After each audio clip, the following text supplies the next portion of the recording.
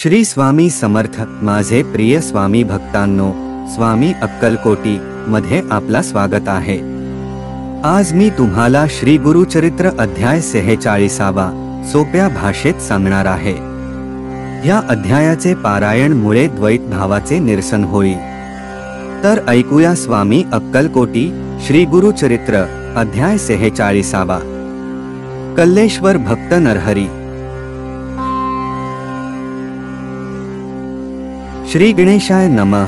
नामधारक सिद्धाला म्हणाला, महाराज, नंदी ब्राह्मणाचे गुरुभक्तीपर कवित्व सर्वश्रुत आहे. त्याच्यासारखाच आणखी एक कवी श्री गुरूंचा शिष्य झाला असे मी ऐकले आहे. ती कथा सांगाल काय? सिद्ध म्हणाला, श्री गुरु नृसिंह सरस्वती स्वामी महाराजांचे गावोगावी अनेक भक्त होते. एके दिवशी हिप्परगी गावातील एका भक्ताने त्यांना आपल्या घरी नेले. त्यांची पूजा केली.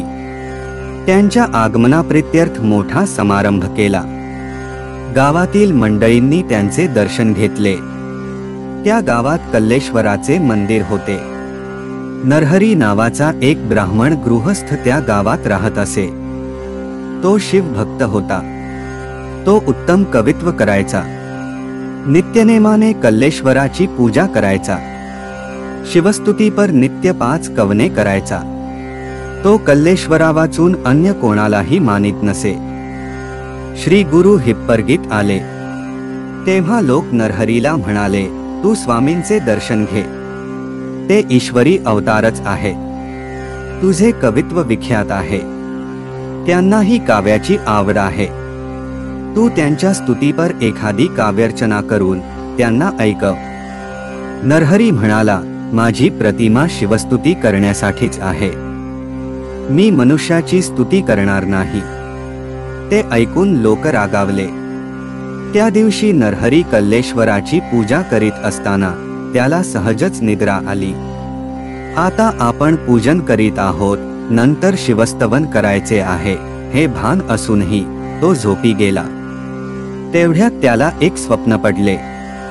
त्यात कल्लेश्वराच्या लिंगस्थानी श्री गुरु बसलेले असून आपण त्यांची पूजा करीत आहोत असे दृश्य दिसले.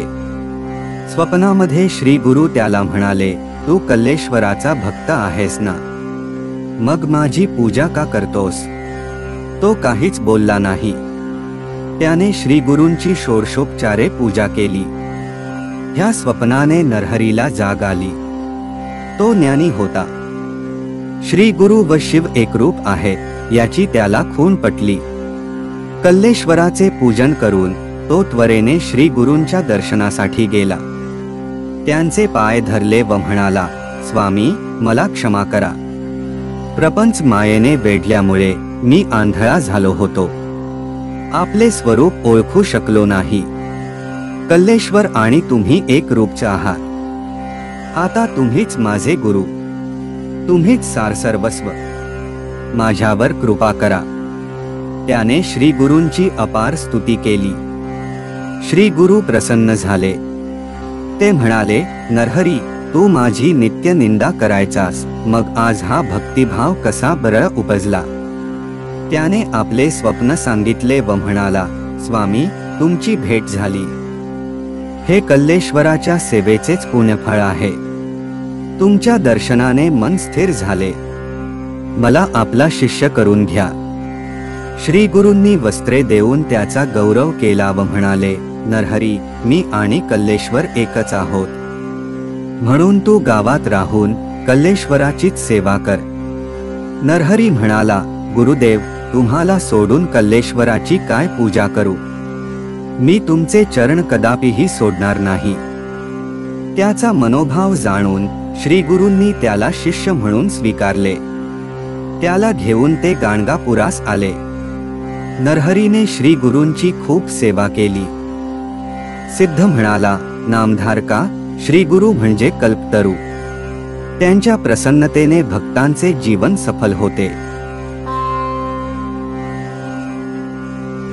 इतिश्री श्री गुरुचरित्र अध्याय 46 संपूर्ण. श्री गुरुदत्तात्रेयार्पणमस्तु. शुभम भवन्तु.